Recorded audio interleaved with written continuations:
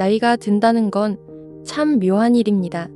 세상 경험도 쌓이고 사람 보는 눈도 제법 생겼다고 생각했는데 이상하게 인간관계는 갈수록 더 어렵고 조심스러워집니다.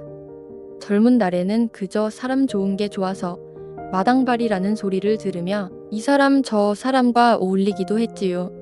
밤새워 술잔을 기울이며 서로 비밀이 없는 사이라고 믿었던 이들도 많았습니다. 하지만 40을 넘고 50을 지나 60의 문턱에 다다르면 문득 주변을 돌아보게 됩니다. 그 많던 사람들은 다 어디로 갔을까? 정작 내 마음이 무너져 내릴 때 속마음 하나 편히 털어놓을 진짜 내 사람이 몇 명이나 남아있나 쓸쓸한 마음이 들곤 합니다. 심지어 오랫동안 알고 지낸 친구나 가까운 이웃에게 생각지도 못한 상처를 받고 나면 마음의 문은 더 굳게 닫힙니다. 내가 인생을 잘못 살았나 하는 자책감이 들기도 하지요. 하지만 너무 속상해하지 마세요. 당신이 잘못 산 것이 아니라 인생의 가을을 맞아 내 삶의 정원을 정리할 때가 찾아온 것뿐입니다. 지금으로부터 2500년 전 인류의 위대한 스승이었던 공자 역시 인간관계로 수없이 고뇌했습니다.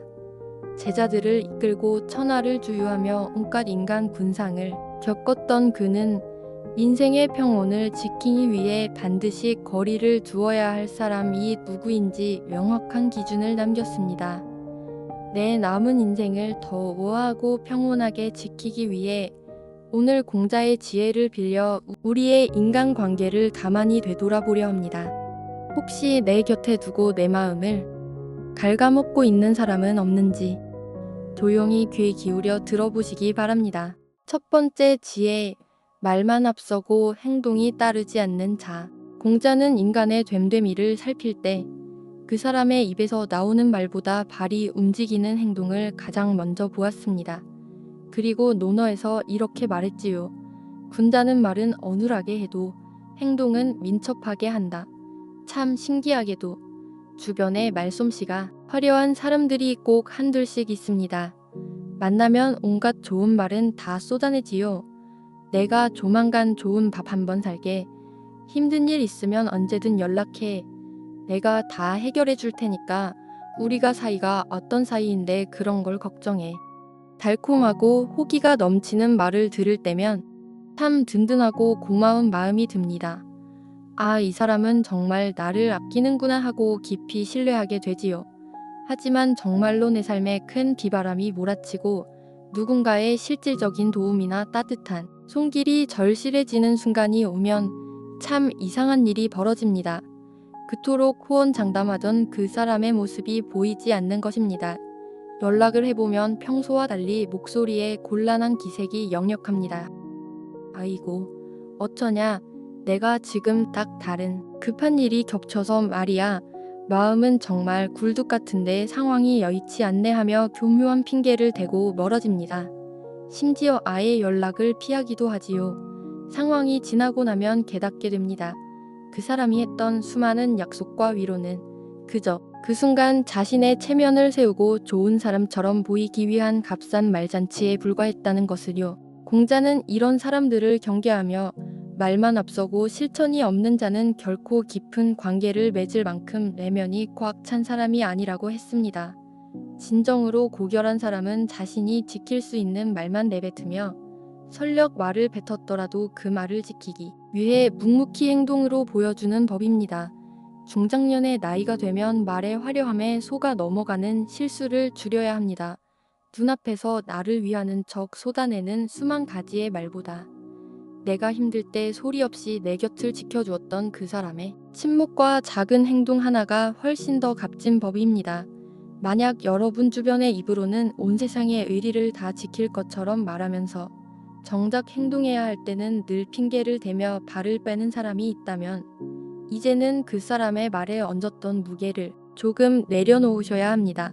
서서히 그리고 자연스럽게 마음의 거리를 두시기 바랍니다. 그것이 내 기대감이 상처로 돌아오는 것을 막는 가장 현명한 처세입니다. 하지만 인간관계에서 실망감을 주는 이들이 비단 말만 앞서는 사람뿐일까요? 오히려 내가 잘 나갈 때는 그림자처럼 붙어 있다가 내가 조금이라도 힘들어지면 가장 먼저 등을 돌리는 이들도 있습니다. 두 번째 지혜, 이게 따라 마음의 저울을 흔드는 자. 앞서 말씀드린 말만 앞서는 사람보다 어쩌면 우리 마음을 더 차갑고 쓸쓸하게 만드는 이들이 있습니다. 바로 나의 상황이 좋을 때만 그림자처럼 곁을 지키다가 상황이 나빠지면 소리 소문 없이 안개처럼 사라지는 이들이지요. 공자는 일찍이 인간의 이기적인 속성을 간파하고 논어에서 이를 두고 아주 단호하게 경고했습니다. 소인은 이익에 밝고 군자는 의리에 박다. 여기서 공자가 말한 의리란 어떤 거창하고 영웅적인 대의가 아닙니다. 사람과 사람 사이에 마땅히 지켜야 할 최소한의 의, 그리고 상대를 온전한 인격체로 대하는 따뜻한 도덕적 마음입니다.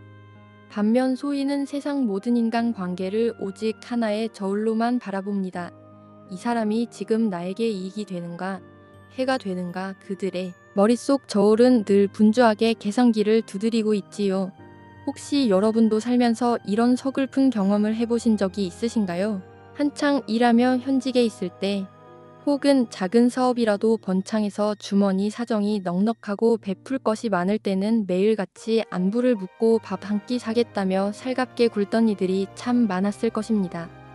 마치 세상에 둘도 없는 평생의 단짝이라도 된 것처럼 굴던 그들이었지요. 하지만 세월이 흘러 직장에서 내려놓곤 애 명함이 얇아지는 순간, 혹은 내 가세가 기울거나 은퇴를 하여 주머니가 가벼워질 때 그들의 태도는 놀라울 만큼 사늘하게 식어갑니다. 먼저 반갑게 연락을 건네도 바쁘다는 핑계로 서둘러 전화를 끊거나 정기적으로 만나던 모임이 있어도 슬그머니 연락망에서 나를 제외하곤 합니다. 길에서 우연히 마주쳐도 모른 척 눈길을 피하는 그들의 모습을 보며 가슴 한구석이 덜컥 내려앉는 배신감과 쓸쓸함을 느껴보셨을 겁니다. 밤마다 침대에 누워 내가 그 사람에게 어떻게 대했는데, 내가 한창 잘 나갈 때 그렇게 밥을 사고 챙겨줬는데 어떻게 나한테 이럴 수 있나 하며 억울하고 서운한 마음에 쉽게 잠들지 못하기도 하지요. 하지만 공자는 그런 우리에게 가만히 손을 얹으며 위로의 말을 건넵니다. 그들의 마음속 저울에는 애초에 우정이나 정, 돌이라는 아름다운 무게추는 존재하지 않았다고 말입니다. 그들이 곁에 머물며 좋아했던 것은 인간으로서의 당신이 아니라 당신이 가지고 있던 지위와 돈, 혹은 자신에게 줄 수 있는 편리함이었습니다. 그들은 당신을 인격체로 대했던 것이 아니라 그저 자신의 필요를 채워줄 달콤한 도구로 이용했을 뿐입니다. 그러니 떠나간 이들을 떠올리며 스스로를 자책하거나 미워하는 마음의 소중한 에너지를 낭비하지 마시기 바랍니다. 그들은 그저 자기 안의 계산기 수치에 따라 움직이는 가벼운 존재일 뿐입니다. 오히려 내 손에 쥔 명함이 사라지고 빈손이 되었을 때 내 삶의 틀에서 잡초 같은 인간관계가 자연스럽게 걸러졌다고 생각하십시오. 진짜 내 인연은 내가 가장 초라하고 힘든 순간에 증명됩니다. 내 빈손을 아무렇지 않게 잡아주며 밥 한 끼 하세, 따뜻한 차나 한 잔 나누세요 하고 말없이 내 옆자리를 지켜주는 단 한 사람의 진정한 친구만 있다면 당신의 인생은 그것만으로도 눈부시게 성공한 인생입니다. 이익이라는 가벼운 바람에 이리저리 흔들리는 영혼 없는 저울 같은 이들에게서 이제는 조용히 마음을 거두십시오. 그것이 남은 내 여생을 가장 단단하고 우아하게 지키는 비결입니다. 그런데 우리의 인간관계를 피폐하게 만드는 부류가 비단 이기적인 사람뿐일까요? 나이가 들고 세월이 흐를수록 자신의 고집에 갇혀 타인에게 큰 상처를 주고도 그것이 잘못인 줄조차 모르는 이들이 있습니다. 오히려 잘못을 지적받으면 남의 탓으로 돌리며 큰 소리를 치는 이들이지요. 나이가 들고 세월이 흐를수록 우리는 스스로 완성된 어른이 되어간다고 믿곤 합니다.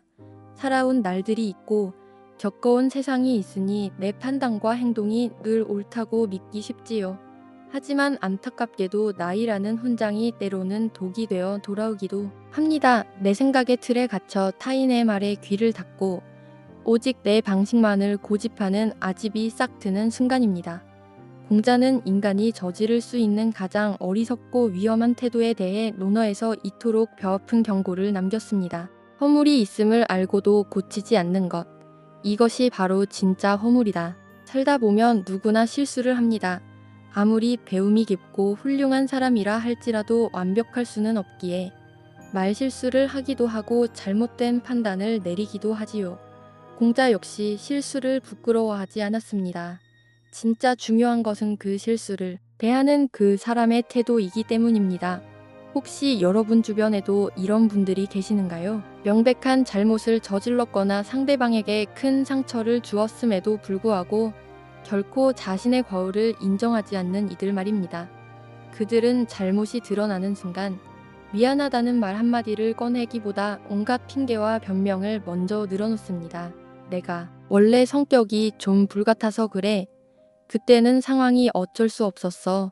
나이 먹으면 다 고집이 생기는 법이야 라며 자신의 잘못을 세월과 성격 탓으로 가볍게 포장해버리지요. 심지어 한 걸음 더 나아가 지적한 상대방을 탓하기도 합니다.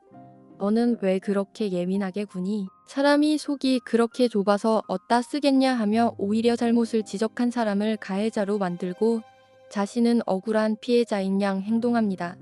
이런 이들과 대화를 나누다 보면 가슴이 답답하고 벽을 보고 이야기하는 듯한 깊은 무력감을 느끼게 됩니다. 미안하다는 따뜻한 사과 한마디면 눈 녹듯 사라질 서운함인데 끝까지 자존심을 세우며 남의 탓으로 돌리는 그들의 모습에 관계의 끈은 툭 끊어져 버리고 말지요. 공자는 일찍이 군자는 허물이 있으면 그것을 고치기를 꺼리지 않는다고 했습니다. 내 잘못을 인정하는 것은 부끄러운 일이 아니라 오히려 내 영혼을 한 단계 더 성장시키는 고결한 용기이기 때문입니다. 반면 끝내 사과하지 않는 이들의 마음 저변에는 거대하지만 상처받기 쉬운 약한 자존심이 도사리고 있습니다.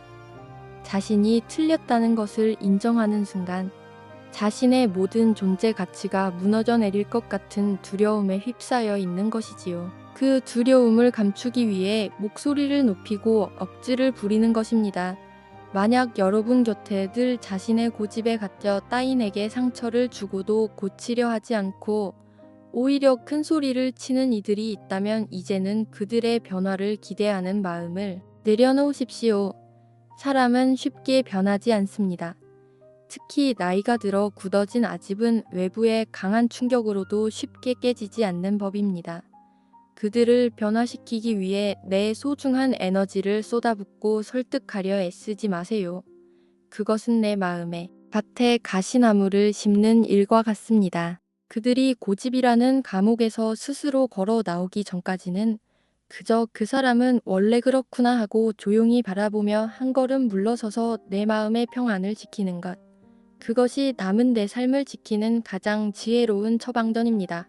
그리고 무엇보다 나 스스로도 누군가에게 그런 답답한 사람이 되어가고 있지는 않은지 매일 밤 내 허물을 가만히 돌아보는 거울을 하나 마련해 두시기를 바랍니다. 그런데 우리의 마음을 흐려놓는 이들이 비단 앞뒤 막힌 고집쟁이들 뿐일까요? 오히려 앞에서는 세상에서 가장 다정하고 선한 얼굴로 아첨을 떨면서 내 손이 닿지 않는 뒤에서는 은밀하게 칼을 품고 알을 깎아내리는 이들이 있습니다. 공자가 가장 경계했던 무서운 가면을 쓴 사람들이지요. 네 번째 지혜. 앞에서는 아첨하고 뒤에서는 칼을 품는 자. 살아가다 보면 세상에서 가장 따뜻하고 상냥한 얼굴을 하고 다가오는 사람들을 만나게 됩니다. 그들은 만날 때마다 아낌없는 찬사를 쏟아내고 내가 하는 모든 말에 고개를 끄덕이며 전폭적인 지지를 보냅니다.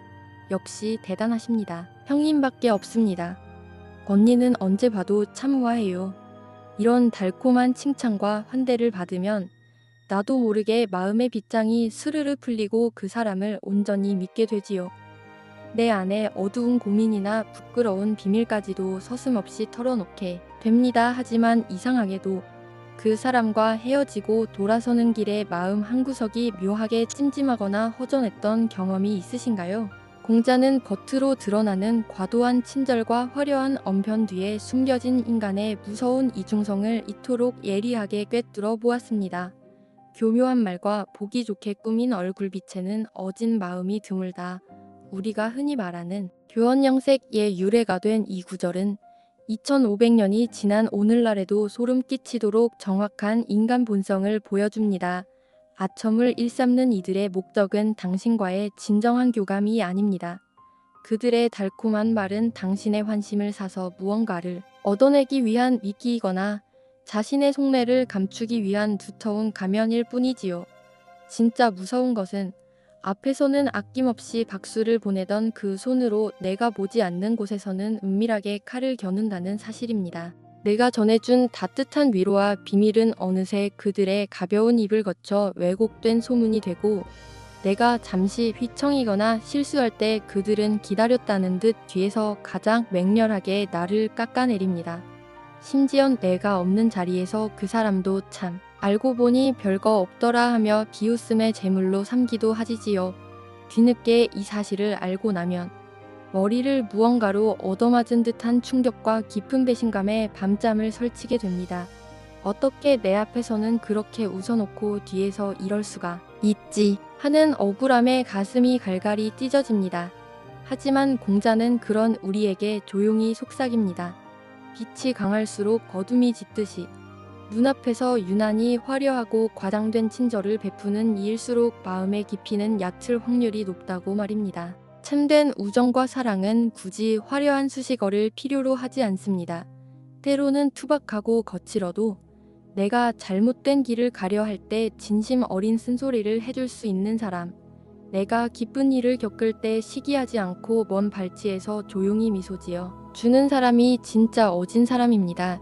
이제는 내 귀를 즐겁게 해주는 달콤한 아첨에 흔들리지 않는 내공을 기르셔야 합니다. 상대방의 화려한 말잔치에 영혼을 빼앗기지 마시고 그 뒤에 숨겨진 눈빛과 평소의 작은 행동들을 가만히 지켜보십시오. 가면을 쓴 이들에게 건넸던 내 마음의 자리를 거두고 투박하지만 우직한 이들을 향해 눈길을 돌릴 때 비로소 우리의 관계는 한층 더 단단하고 안전해질 것입니다. 오늘 우리는 공자의 깊은 해안을 통해 인생의 후반전에서 반드시 정리가 필요한 4가지 부류의 인간관계에 대해 나누어 보았습니다. 말만 앞세우는 이들의 허무함, 이익만을 쫓아 흔들리는 저울 같은 마음, 잘못을 알고도 고치지 않는 고집스러운 아집, 그리고 앞에서는 웃으며 뒤에서는 칼을 품는 가면까지, 이 모든 이야기를 들으며 아마 여러분의 머릿속에도 스쳐 지나가는 얼굴들이 몇몇 있었을 것입니다. 혹은 가슴 한구석이 쓸쓸해지면 내 곁에는 정말 믿을 사람이 없구나 하는 고독감이 밀려왔을지도 모릅니다. 하지만 기억하십시오. 내 인생의 뜰에서 잡초를 뽑아내는 것은 내 뜰을 황폐하게 만들기 위함이 아닙니다. 그 자리에 더 아름다운 꽃을 심고 내 영혼이 숨쉴 수 있는 따뜻한 여백을 만들기 위함이지요. 인간관계를 줄여나가는 것은 외톨이가 되는 것이 아니라 내 소중한 시간과 감정을 오직 진정한 인연들에게만 집중하겠다는 고결한 선택입니다. 그리고 무엇보다 가장 중요한 것은 오늘 우리가 나눈 이 지혜의 거울을 들어 내 자신을 가만히 비추어 보는 일입니다. 나는 누군가에게 말만 앞서는 사람이진 않았나? 나 또한 이익에 따라 누군가를 도구로 대하진 않았나? 내 아집에 갇혀 타인의 아픔을 모른 척하진 않았는지, 매일 밤 나 스스로의 허물을 가만히 쓸어안고 조금씩 더 나은 어른이 되려 노력할 때 내 안에서 뿜어져 나오는 맑은 향기가 결국 나와 꼭 닮은 귀한 인연들을 끌어당기게 될 것입니다. 인생의 후반전은 수많은 사람으로 북적이는 축제장이 아니라 나를 진정으로 사랑해주는 소수의 사람들과 깊고 고요한 차 한 잔을 나누는 평온한 다실이어야 합니다. 더는 가벼운 인연들의 바람에 흔들리지 마시고 당신의 고귀한 삶을 우아하고 단단하게 지켜나가시기를 온 마음으로 소망합니다. 오늘 긴 시간 함께 해주셔서 감사합니다. 여러분의 마음에 늘 평온한 바람이 머물기를 바랍니다.